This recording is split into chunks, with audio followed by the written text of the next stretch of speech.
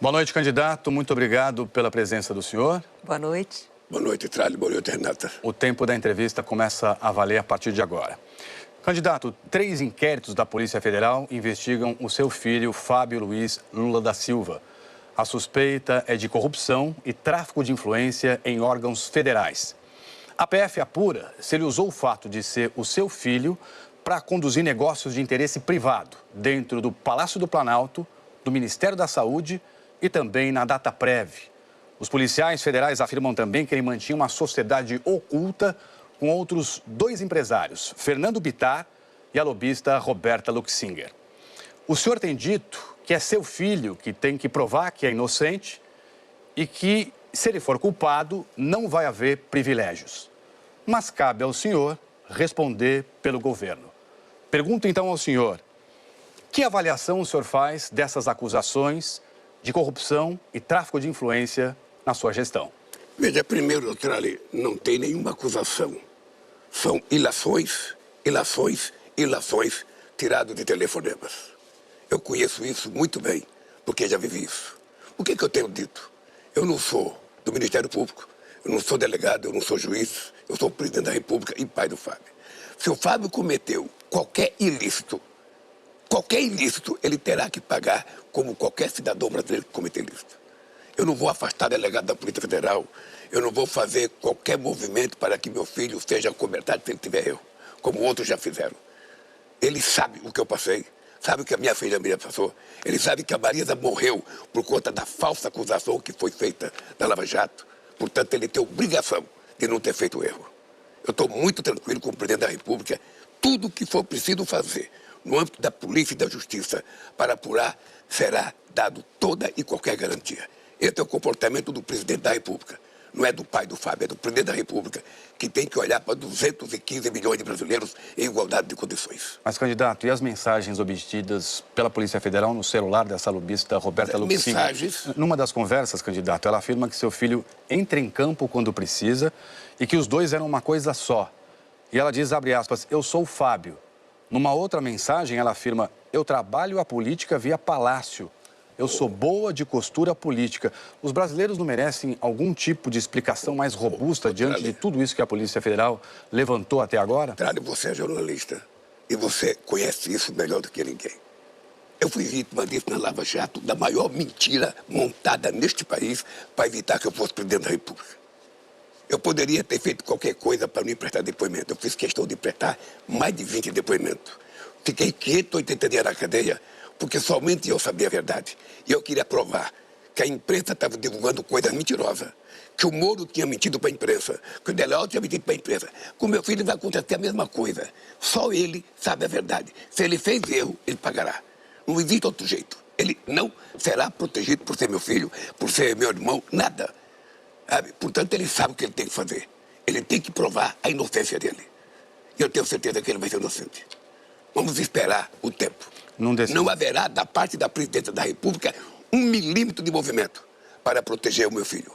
A acusação está feita, a Polícia Federal está investigando, a Polícia Federal está vazando as coisas para a imprensa e eu espero que aconteça o julgamento. Se tiver que vir prestar depoimento, ele vai prestar depoimento, vai participar dos inquéritos. Se ele for culpado, pagará o preço. Se não for, ele será inocentado. Candidato, num desses inquéritos, a Polícia Federal ela traz indícios de que seu filho teria atuado junto ao Palácio do Planalto para agendar uma reunião entre essa lobista e o então secretário executivo do Ministério da Saúde, conhecido como Berger. E aí, numa dessas mensagens, a lobista avisa seu filho que chegou a Brasília. E ele responde, que ótimo, vai com tudo. É uma relação adequada, candidato? Você acha que se eu pegasse o seu celular e fosse investigar tudo o que você falou, só tinha coisa certa, coisa correta? O que uma pilantra pode fazer no telefone? O que um cara qualquer pode fazer no telefone? Eu estou dizendo para você que o fato de ter pego conversa no telefone não justifica absolutamente nada. Até agora não existe uma prova de um centavo público. Até agora não existe uma prova de uma conversa do meu filho com qualquer ministro. E eu tenho certeza que não fez. Agora, uma coisa eu vou lhe dizer, meu filho vai ser investigado como qualquer cidadão brasileiro. Agora, candidato, o senhor Eu estou só na expectativa de que terminar esse inquérito. Porque o que acontece? Ele está sendo acusado de uma acusação de um crime que nós descobrimos na Previdência Social, criado em 2019, a quadrilha da exploração sabe, da Previdência Nós Social. vamos tocar nesse assunto muito em breve. Eu vou antecipar para você. Nós pagamos 5 bilhões de reais a 3 pagamos 3 bilhões e meio de reais a 5 milhões de pessoas que foram assaltadas e já arrecadamos quase que 6 bilhões das coisas que nós tomamos das quadrilhas que estavam montadas. Portanto, meu caro, é o seguinte, se tem um brasileiro que quer que as coisas sejam investigadas, sou eu. Agora, o senhor se referiu há pouco sobre essa lobista, e eu gostaria justamente de saber, porque foi outra mensagem obtida pela Polícia Federal, que diz que essa lobista, Roberta Luxinger, afirma que o senhor teria oferecido um cargo a ela e que o senhor teria dito para ela, escolhe onde você quer ficar. Isso. Eu pergunto ao senhor se isso aconteceu e se o senhor já recebeu esse empresário no palácio. Só faltou ela dizer o seguinte, que eu ofereci para ela o Ministério da Defesa, o Comando da Marinha, da Aeronáutica, da Marinha. É de uma imbecilidade. Isso aconteceu? Eu não conheço essa moça. Nunca vi essa moça na minha vida. Nunca conversei com essa moça. Ela nunca esteve próximo de mim. É o seguinte, malandro, sabe, é igual em qualquer lugar do mundo. Conversas por telefone, eu estou acompanhando. Eu estou acompanhando. O caso mais grave do que esse é o do Banco Master, que está silenciado. Nós vamos também tratar desse assunto, mas antes eu gostaria de saber a sua avaliação. É só importante tomar cuidado, que eu não sou nem procurador, nem juiz, nem policial. A investigação da Polícia Federal envolve também um outro nome muito próximo ao senhor, que é o seu ex-chefe de gabinete, o Marco Aurélio Santana Ribeiro, conhecido como Marcola. A Polícia Federal diz que foi ele quem ajudou a agendar essa reunião dessa lobista no Ministério da Saúde e chegou até a receber a minuta de um contrato que favoreceria a empresa ligada ao careca do INSS, que é considerado o pivô do escândalo do INSS. A minha pergunta ao senhor é a seguinte: o senhor não considera que esse tipo de relação leva suspeitas para dentro do palácio? Leva, lógico que leva. Leva suspeita e leva desconfiança para mim, porque o Marcola era meu chefe de gabinete. Agora, qual é o papel de um chefe de gabinete? As pessoas sabem que ela é lobista, agora que a imprensa está falando que ela é lobista e que ela foi desvendada. Mas do lado concreto é que o papel dele é que qualquer pessoa que chegar na presidenta da República, conseguiu audiência com ele para pedir uma audiência com ninguém, o papel dele é encaminhar para o Ministério. Agora, o que nós precisamos saber é o seguinte: essa mulher conseguiu liberar o dinheiro que ela disse que estava atrás. Mas não foi só isso. Ela conseguiu liberar. Não foi só a ela conseguiu liberar o dinheiro. Tem prova de que é dinheiro público, porque aí é que está o crime. Aí é que está o crime. Por isso é que eu não sou precipitado, Renata. Eu fui acusado de ter um apartamento que eu não tinha. Eu fui acusado de ter uma chácara que eu não tinha. E só foi provada a inocência quando o processo foi anulado. Portanto, como eu não sou juiz, eu vou muito devagar com isso. Eu não gosto de fazer pirotecnia com acusações sem que você termine o inquérito. Então, para saber... Todos eles que foram citados, todos eles que participaram, o caminho é um só. É o caminho da apuração, da investigação, ou da inocência ou da condenação se tiver cometido o crime. Sobre a apuração, a Polícia Federal apurou mais. Ela disse também que essa lobista não só teria, por intermédio do seu ex-chefe de gabinete, conseguido a tal reunião, mas ela também pagou despesas pessoais do seu então chefe de gabinete. Boletos, parcelas de financiamento de um carro, faturas de cartão de crédito. Ele ganhou ainda joias, pediu a ela um quadro no valor de 100 mil euros. O Marcola disse que, de fato, foi um empréstimo de 249 mil reais, que ele devolveu esse dinheiro. Mas eu pergunto ao senhor, é adequado o chefe de gabinete da Presidência da República ganhar joias e ter contas pagas por uma lobista com interesse em contratos do governo? O senhor sabia dessa relação que se passava na antessala do seu gabinete? Deixa eu contar uma coisa para você. Não é adequado. É totalmente errado. E o Marcola sabe do erro que ele cometeu, porque não é esse o papel do chefe de gabinete. Ele sabe disso. Ele sabe da importância de ter chefe do gabinete. Agora, ele disse que tomou 249 mil reais emprestado, é o que está na imprensa. Só ele sabe a verdade, se ele tomou ou não. Quando tiver a cariação entre os dois, é que vai saber se foi empréstimo ou não. Eu, por enquanto, acredito na versão dele de que foi empréstimo. Acredito na versão dele. Por que ele não pediu empréstimo a um banco? Por que ele não falou comigo? Eu disse para ele, cara, eu sou quase que nem seu pai. Por que você não falou comigo? Por que você não falou comigo do problema que você estava tendo? Agora é o seguinte, ele cometeu o erro, ele pagará pelo erro que ele cometeu. É isso que vai acontecer. Era uma pessoa da minha total confiança, trabalha comigo há 7 anos, todo o tempo que eu fiquei preso em Brasília, no Paraná, ele ficou o tempo inteiro lá. Agora cometeu o erro, paga o preço do erro cometido. Candidato. É isso. E eu espero que a polícia cumpra com a sua função, eu espero que o Ministério Público cumpra a sua função e o juiz faça o julgamento que for necessário fazer de acordo com os autos do processo. O que eu não me deixo impactar é por ilações. Eu conheço muito, muito, e já fui vítima muito disso. Então eu estou muito tranquilo com relação a isso. Muito deprimido e muito chateado. Porque o meu filho sabe que não poderia cometer nenhum erro. Se cometeu, vai pagar. O Marcola sabe que não poderia cometer nenhum erro. Se cometeu, vai pagar. É assim que funciona. Candidato, o senhor há pouco citou o escândalo do INSS. Então, nós vamos entrar agora nesse assunto aqui com o senhor. Nesse escândalo, para a gente refrescar a memória, mais de 4 milhões de aposentados e pensionistas brasileiros foram vítimas desses descontos ilegais. As fraudes aconteceram entre 2019 e 2024, podem ter passado de 6 bilhões de reais. E as investigações revelaram que mais de 60% desses descontos sob suspeita aconteceram no seu governo. O presidente do INSS no seu governo, ele está preso preventivamente. O Alessandro Stefanuto, ele é investigado por corrupção, organização criminosa, lavagem de dinheiro, entre outros crimes. Que explicação que o senhor dá hoje a esses aposentados e pensionistas? Nós já demos a explicação. Primeiro que nós já devolvemos 3 milhões e meio de reais. 3 bilhões e meio de reais. Não tem um aposentado que foi roubado e que não foi devolvido dinheiro. E esse dinheiro vai ser ressarcido pelos bens que nós aprendemos da quadrilha. Uma quadrilha que foi montada em 2019, inclusive com a participação do ministro da Previdência daquela época, e nós passamos 2 anos investigando, tanto a CGU quanto a Polícia Federal. Investigando, porque se a gente faz a denúncia antes da gente ter o processo como um todo, a gente trabalharia facilitando os bandidos. Agora, e nós fizemos questão de colocar na cadeia as pessoas. Fizemos questão de pegar, fizemos questão de pagar e vamos fazer questão de ressarcir os cofres públicos com os bens que nós aprendemos deles. Agora, fato é que no segundo ano do seu mandato, a quantidade de descontos suspeitos de legalidade mais do que triplicou em relação a 2022. E o seu então ministro da Previdência, Carlos Lupe, foi alertado de que havia indícios de irregularidade. Ele soube disso em 2023, ou seja, 2 anos antes da operação da Polícia Federal revelar o escândalo. O Lupe teve tempo para agir, mas ele só suspendeu os contratos 1 ano depois de saber, de tomar conhecimento dos fatos. Que explicações ele deu para o senhor? Renata, nem os contratos foram suspensos pelo Lupe. Nós fomos a fundo para investigar, porque a gente não queria que a quadrilha se desmontasse. Mas demorou. Sabe? Demorou porque a investigação demora. Que explicação? O senhor ficou satisfeito com a explicação? A explicação é que a Polícia Federal trabalhou com muita seriedade. A CGU trabalhou com muita seriedade para investigar. Levou 2 anos. O dado concreto é que a quadrilha foi montada em 2019, foi presa por nós, descoberta por nós, os previdenciários receberam o seu dinheiro de volta e nós vamos receber o que a Previdência pagou para a quadrilha. É simples. O senhor pediu explicações ao Lupe? Não pedimos explicação, ele saiu do governo. Ninguém nunca reconhece que tinha corrupção. Precisou a CGU e a Polícia Federal investigar. E é assim que funciona, Renato. Não tem outro jeito de funcionar.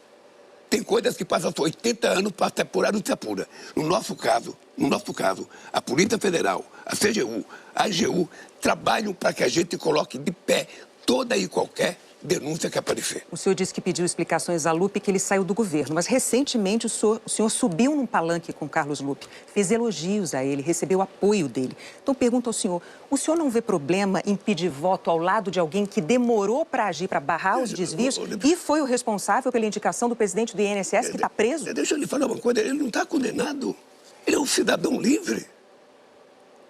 Você acha que você pode deixar de conversar com uma pessoa que é sua amiga, que cometeu um erro? Se a pessoa está em liberdade e não está condenado? Não é conversa, você acha que é assim? Fazer elogios... Não, elogio não. Deixa eu lhe contar uma coisa. A relação política não tem nada a ver com a relação administrativa.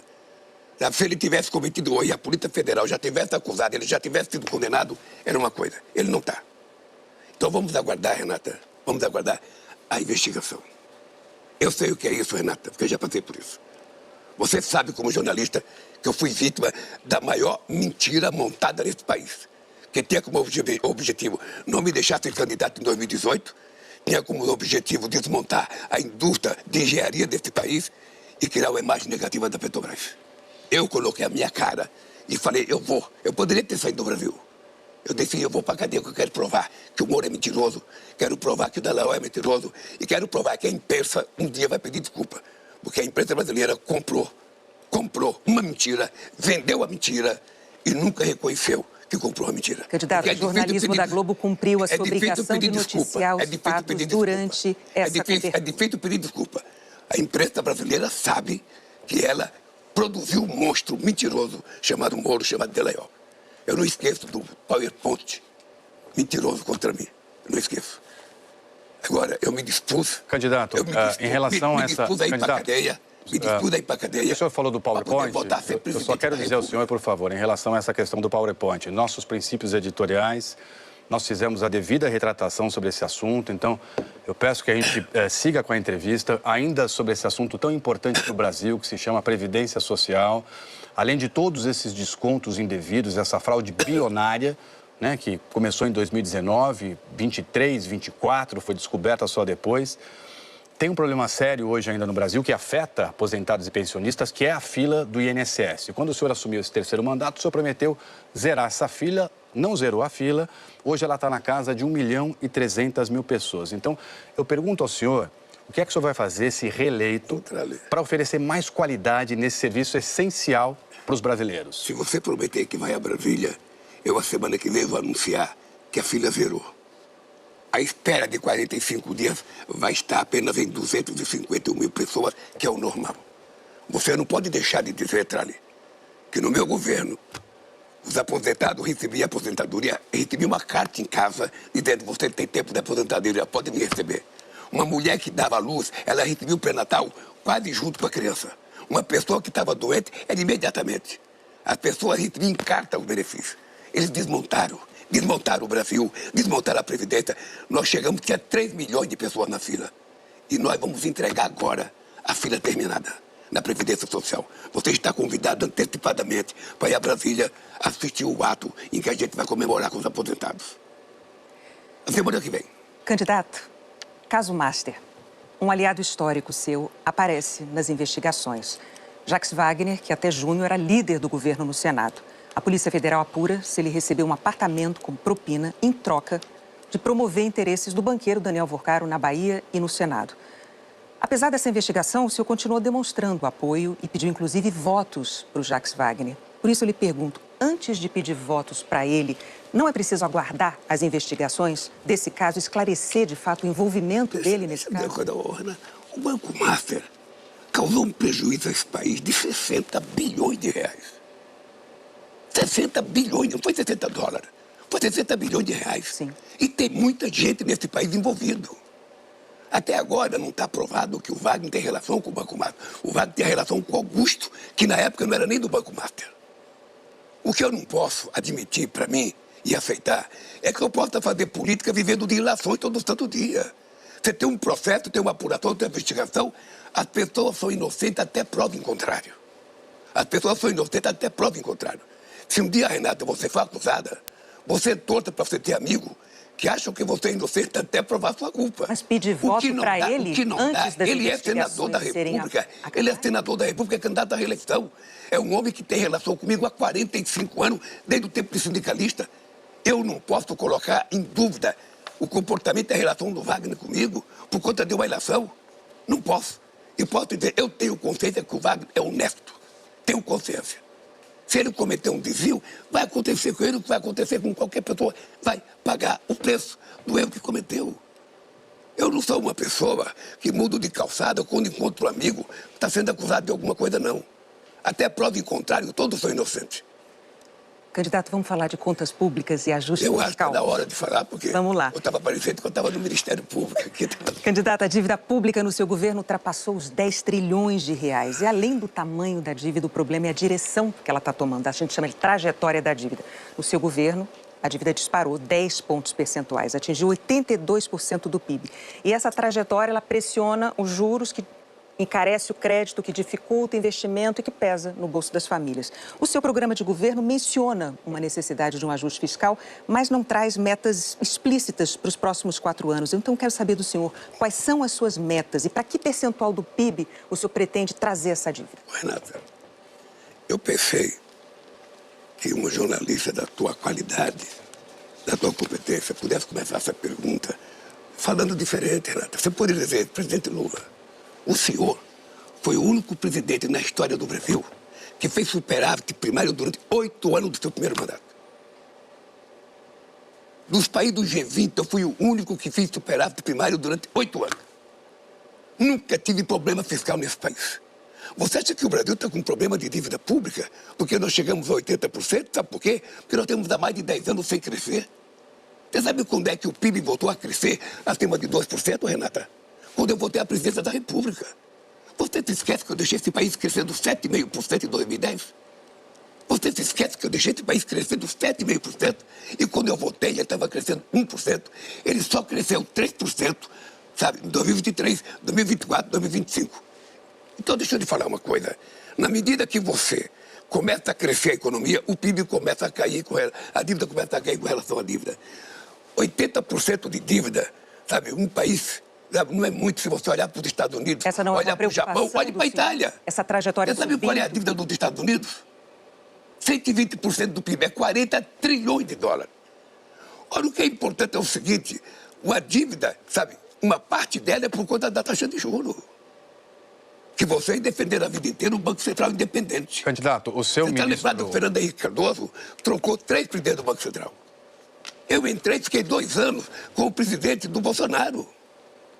Porque se você não fizer a pergunta completa, eu vou dizer para você, a mim não preocupa a dívida pública. Eu vou dizer por quê. Eu herdei esse governo em janeiro de 2023 com déficit fiscal de 2,8%. Você sabe quanto que vai ser o orçamento esse ano? Superávit primário de 0,1%.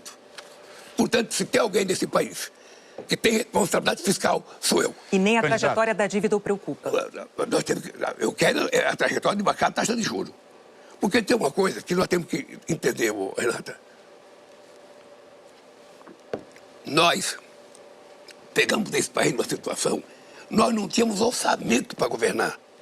Você está lembrado da PEC da transição? A PEC da transição foi, inclusive, para pagar rombo deixado pelo outro governo. Deixou um rombo de 94 bilhões, sabe, de dívida com as pessoas que nós tivemos que pagar. Eu quero aproveitar esse assunto. Então, deixa eu ainda, falar uma coisa, Renata. Eu, sinceramente, Renata, eu tenho uma coisa que eu digo sempre. Responsabilidade, eu aprendi com a dona Lindu. Ela juntava os filhos, pegava o dinheiro e falava, vocês não podem comprar e gastar o que vocês não têm. Eu vou dizer uma coisa para você lembrar. Em dezembro de 2008, por ocasião da crise do subprime nos Estados Unidos, o comércio entrou numa crise. Eu fui para a televisão. Fiz um discurso de 8 minutos, convocando a sociedade brasileira a consumir. Porque era verdade que estava tendo desemprego, mas se ele não consumir, ia ter mais desemprego ainda. Consuma com responsabilidade. Se você consumir com responsabilidade, você vai poder pagar a sua dívida e o país vai voltar a crescer. Foi o ano em que a classe C e D consumiram mais do que a classe A e B. Então, se tem uma coisa que valoriza a minha vida, chama-se responsabilidade fiscal. E eu tenho uma equipe econômica que era do Haddad, que era do Guido, que agora é do Dario, com muita responsabilidade fiscal. Eu sei o que eu quero. Candidato, aproveitando então que o senhor acaba... candidato outra vez. Aproveitando então agora que o senhor acaba de tocar no nome do seu ministro da Fazenda, do Dario Durigan, eu queria entrar muito nesse assunto agora com o senhor, que é o seguinte, o próprio ministro da Fazenda do senhor tem manifestado preocupação com a rolagem da dívida pública. Ele disse que o próximo governo vai ter que fazer ajustes fiscais, vai ter que reduzir gastos obrigatórios. Então, eu pergunto ao senhor o seguinte, o senhor pretende reduzir gastos obrigatórios? Porque é muito importante esclarecer isso para a sociedade e para a população. E se o senhor pretende reduzir gastos obrigatórios, quais exatamente? Que compromisso que o senhor estabelece, se reeleito? O meu estabelecimento é o seguinte, é fazer esse país crescer. A minha proposta de ser candidato a presidente da República outra vez é porque eu já fiz o básico que tinha que fazer. Você está lembrado que eu comecei em 2003 dizendo que ao terminar o meu mandato, cada brasileiro estiver almoçando, tomando café e jantando, eu terei realizado a obra da minha vida.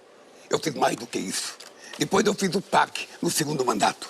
Depois eu fiz o PAC 3, agora nesse mandato, com 1 trilhão e 900 bilhões de investimento, dos quais até 2026, agora em dezembro, são 1 trilhão e 340 bilhões, dos quais 97% já quitados. Tá? Então o que eu quero para o próximo mandato?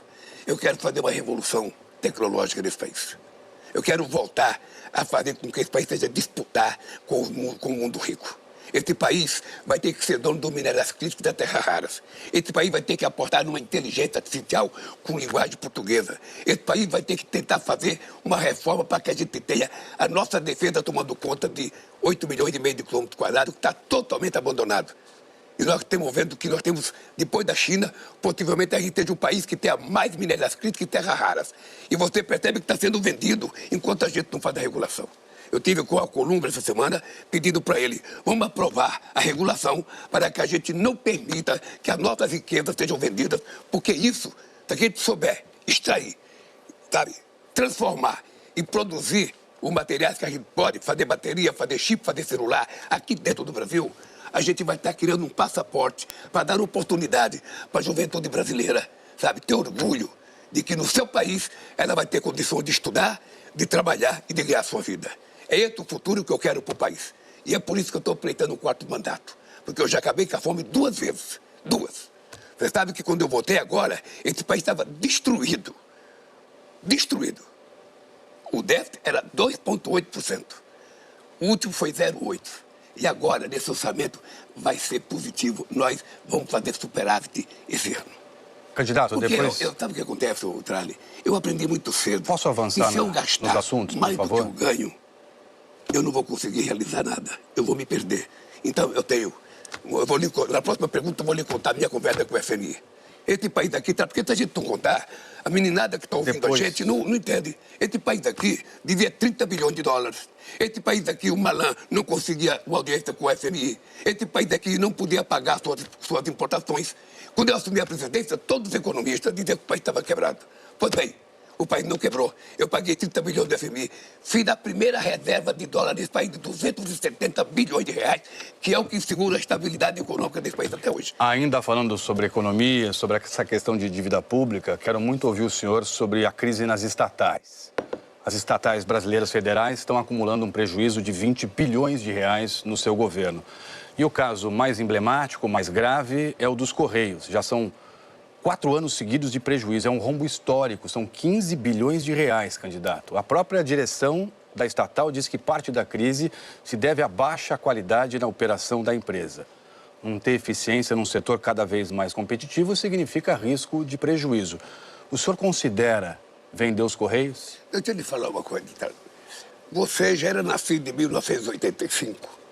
Desde 85, o Correio Brasileiro vive crise e alguém quer privatizar o Correio. O Correio é uma empresa muito importante para o Brasil, porque ela está em todos os municípios brasileiros. Obviamente, com o Correio, a vítima da crise do Correio é que ele não se adaptou aos novos tempos. Não se adaptou. Surgiu muita empresa de fazer entrega e o Correio ficou na mesmice. Não só a gente está com uma nova administração no Correio, que está com a responsabilidade de fazer o enxugamento que for necessário, sabe, nas contas do Correio.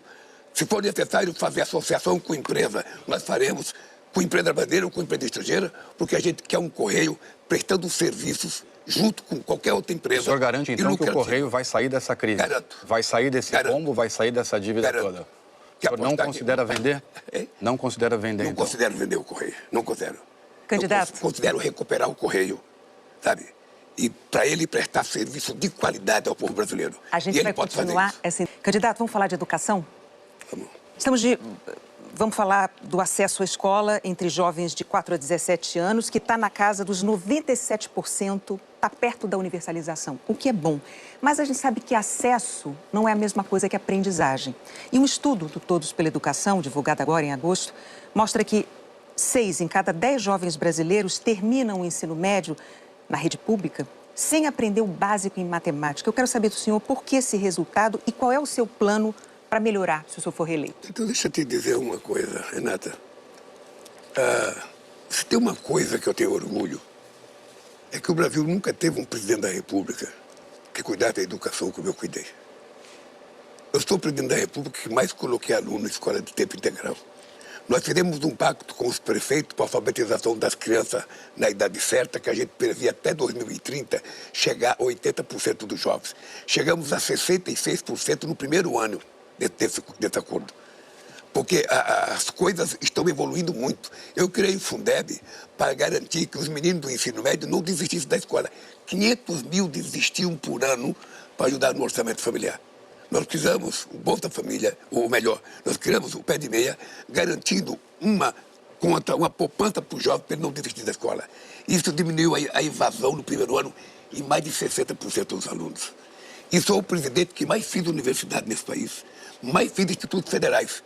dos quase 800 institutos desse país, 80% foi feito por mim e pela Dilma.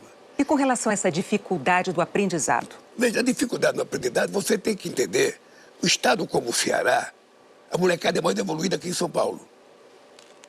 Porque, na verdade, a educação básica, ela é administrada pelo Estado. Né? O governo tem um Fundeb que ajuda os estados. Mas cada estado, sabe, age de um jeito. O Ceará e o Piauí são dois estados pobres que têm o melhor nível de educação desse país. Você sabia que 40% dos alunos que passam no vestibular do ITA em São José dos Campos são cearenses? Por isso eu levei o ITA para Fortaleza como premiação. Você sabe que nós criamos aqui no Rio de Janeiro uma faculdade da matemática para premiar os alunos que participam das Olimpíadas da Matemática, os que têm medalha de ouro. Nós fazemos um vestibular entre eles e os 400 melhores estão numa faculdade de matemática aqui, com dormida, comida, porque a gente não quer perder mais gênio. E os especialistas em educação dizem que é muito importante investir na formação dos professores. Qual é a sua proposta para isso? Então, sabe o que nós fizemos? Nós estamos dando uma bolsa de estudo para o menino do Enem, que passar em primeiro lugar, que for ser professor, ele vai ganhar uma bolsa de estudo para estudar para professor. Porque normalmente ele não quer, os melhores querem outra coisa. E nós estamos dando uma bolsa porque nós sabemos que a qualidade do professor influencia, sabe, na formação do aluno. Então, candidato, para a gente falar de um outro tema... Pois não. Quem criou a Olimpíada da Matemática no Brasil, na escola pública, fui eu. Contra a vontade de muita gente que dizia que as crianças não gostavam de matemática. Na primeira inscrição, entrou 10 milhões de crianças. Na segunda, 14 milhões de crianças. Na terceira, 18 milhões de crianças. E quando as crianças aprendem a desfiar o casulo da matemática, passa a ser a matéria que eles mais gostam.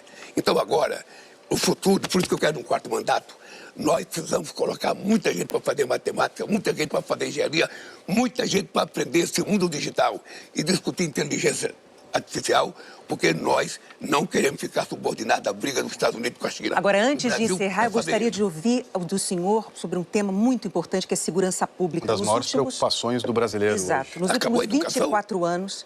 Nós estamos tentando avançar nos temas, candidato, porque estão faltando menos de 5 minutos. Deixa eu falar uma coisa importante. Nos últimos 24 anos, então, 17 foram com o PT na presidência. O senhor está no terceiro mandato, são 12 anos na cadeira de presidente.